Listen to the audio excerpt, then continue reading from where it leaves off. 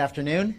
Thank you all for coming here today. I am Chad Bianco. I'm the Sheriff of Riverside County, and we are obviously here to talk about an incident that occurred yesterday at the rally that former President Trump had in Coachella. There has been a lot of media stir beginning last night with social media and further on today about the arrest, and so I am here to give you as much information as I can. I will answer all of the questions that you have.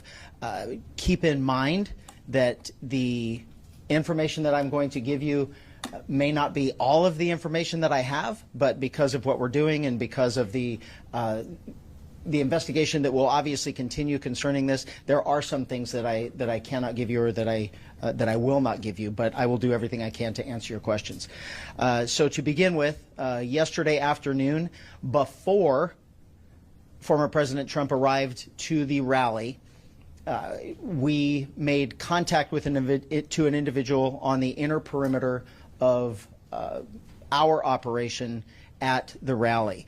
As you can imagine, this was a very large event in regard to previous attempts on the former president's life. This was not something that we were taking lightly. We had a very detailed plan in place on how we were going to keep not only the former president safe, but all of the participants or the attendees of the rally safe.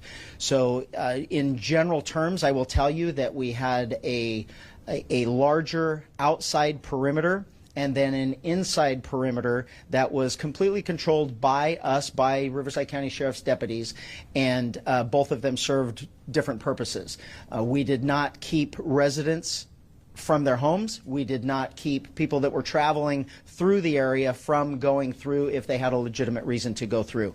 So the outside perimeter was basically to allow people in that we thought belonged there. The inside perimeter was to make sure and to make sure people were proceeding in the right direction. The way it worked yesterday is only people that were allowed inside the perimeter, the outside perimeter, in a vehicle was if you lived there or if you had documentation that said you were going to this rally in the form of an email with VIP credentials or press credentials.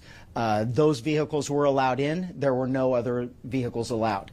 So that outside perimeter I will give you his name. The name that we have, and I'm going to put an asterisk by it as I explain this later, but we have his name as Vem, V-E-M, Miller, M-I-L-L-E-R, and his birth date is 10/26 of 1974.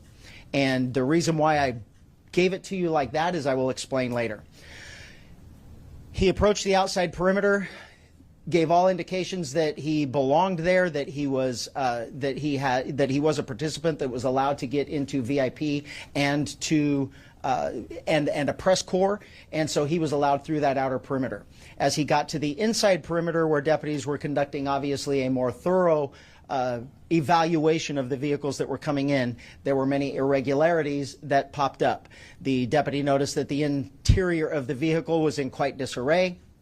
The vehicle had an obviously fake license plate, and that prompted further investigation from our deputy into why the person was there and what he was doing.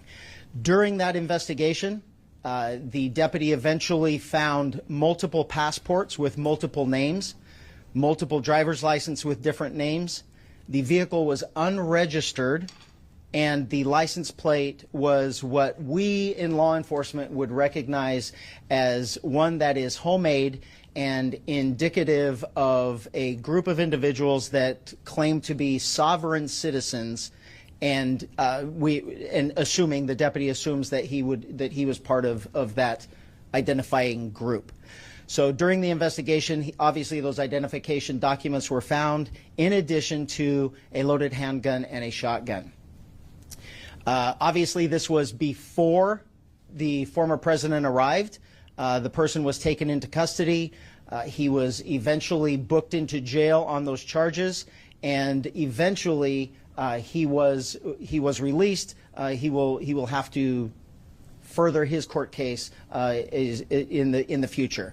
Right now, we are actively engaged in working with Secret Service and the FBI to ensure that this person is followed up on and all of the information that they can gather. I can tell you that from my perspective, from a state law enforcement agency's perspective, the firearms charges is what we arrested him for and booked him on.